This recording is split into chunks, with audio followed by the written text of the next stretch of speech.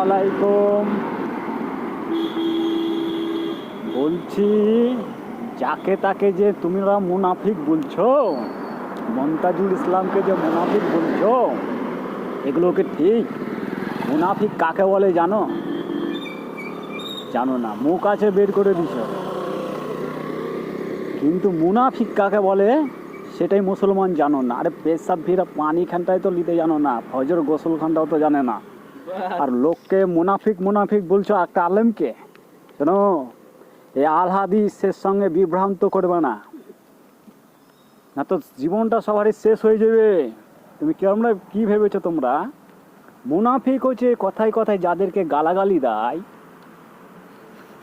তারাই হচ্ছে মুনাফিক।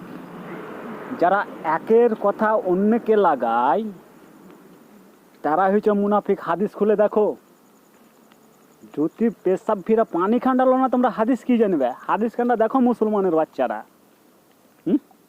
গরু খাইলে মুসলমান হওয়া যায় না? নেতার কোটি কোটি টাকা হয়েছে, ও বলেও আমি ওর দিকে না। একটা গরিব ফকিরের দিকে যে সত্য কথা বলবে তার দিকেও হতে হবে।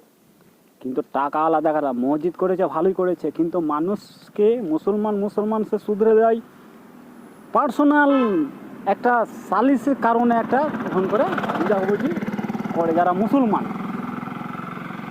হ্যাঁ, আর তোমরা ভাবছো যে যাকে তাকে মুনাফিক। আরে মুনাফিক তো তোমরাই।